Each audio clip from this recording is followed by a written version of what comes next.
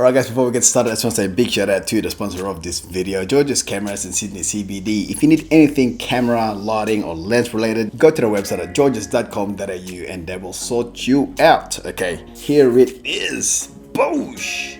This is the RF 100mm f2.8 macro by Canon. I'm very excited about this lens. Alright, so let's begin. Price.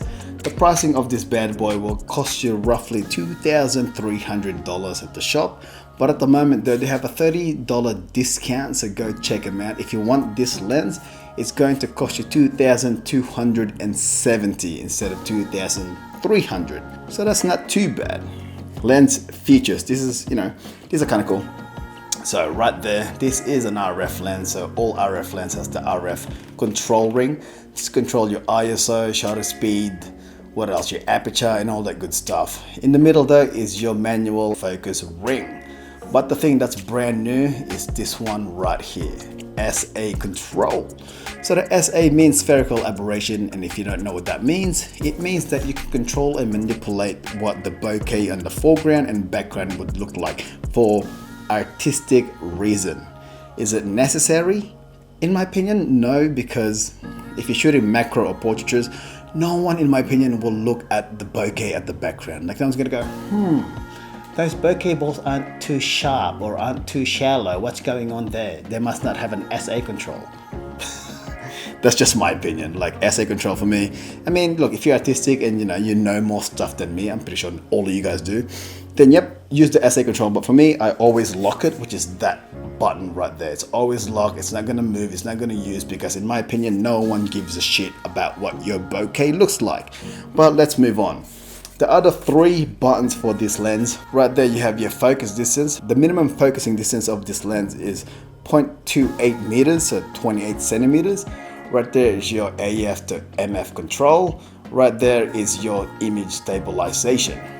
Another one as well that we talk about is the filter thread. So the big element in front, that's a 67mm thread. So any UV filters or ND filters that you want, 67mm is the size. But the thing is, you don't need one for this lens because you're not really gonna shoot anything far with the macro lens. When people think macro lens, they usually go something small so they can blow it up. You don't need an ND filter or a polarizer, because in my opinion, it's gonna damn down the image quality and all your photos and videos. That's just me anyway. All right, let's move on to the important stuff. So the image quality. So all these images were taken using the EOS R. It's got a 31 megapixel sensor, so it's quite nice using it with this 100mm macro lens because of the 1.4 magnification. So all these are raw, untouched, from the camera to my computer straight to your device. So all these are raw, and in my opinion, you don't really need to edit them because of just the contrast, the image quality, and the magnification is insane. Check them out.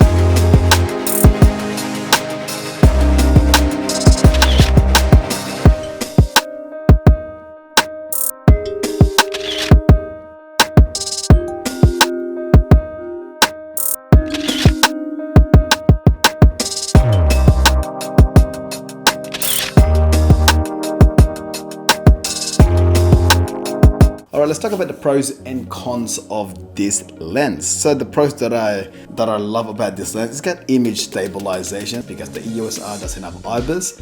So that means I have a bit of stabilization because I do have shaky hands. Another pro as well is that 1.4 magnification. It's just insane.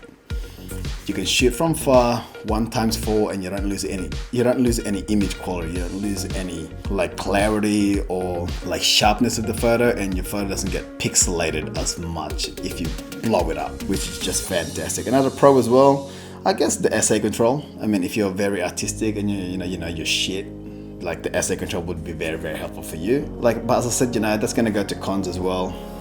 It's very unnecessary.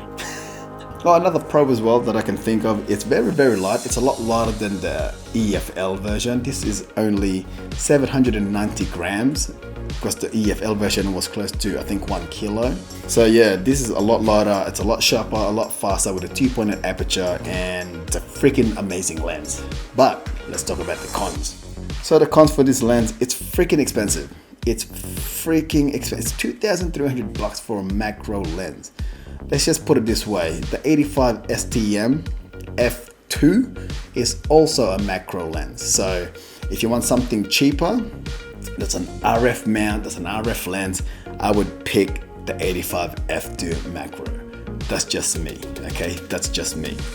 Another con as well, if you don't change the focus distance right there, if you have that on full the whole time, like what I've experienced, this lens will hunt a lot and you will miss your shot and you will slow down your workflow, which will get very freaking annoying. And that's what I realized when I was shooting outside portraits with my girlfriend.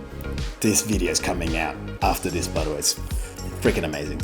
So when we were doing some portraitures outside on the beach, it would hunt literally to infinity and beyond. I was like wondering, why the fuck is it doing that? Is it me? Am I like stupid? What am I doing? But literally it was the lens. So yeah, if you just don't put this on the minimum focus distance of 28 centimeters, then this bad boy will literally go hunting to find Jesus. Like, just be aware of the focus distance, all right? Another con as well, because it's so light, a lot of people think it's not very solid and it's not weather sealed. So that, for me, I don't know if that's a pro or a con. Let me know down below if you have this lens, if this lens is weather sealed. I don't own this lens, they only lent it to me. So I'm not gonna go outside and wet this freaking thing, because if this gets damaged, I will have to pay it ASAP. So yeah guys, that's literally all the cons that I can think of. There's more pros than cons, which is good. So yeah, this lens is a freaking beast. So who is this lens for? Let's say you do a lot of product photography and you do some portraits on the side and you want something, a lens that's sharp, stable, 1.4, great image quality, very fast, then this lens is for you. If you don't want to switch from, let's say, a 35 macro to an 85 portrait lens, you just want to combine both of them, 100mm RF f2.8, this one should be the only one that you would use. I understand now, back then when Peter Hurley only shot with a macro lens when he first started, I understand now why he was just using a macro lens, because this lens is freaking sharp.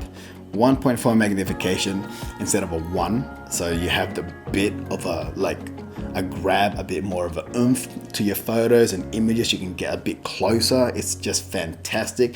If you do portraits, if you do products, food photography and all that shit, then look no further than this lens.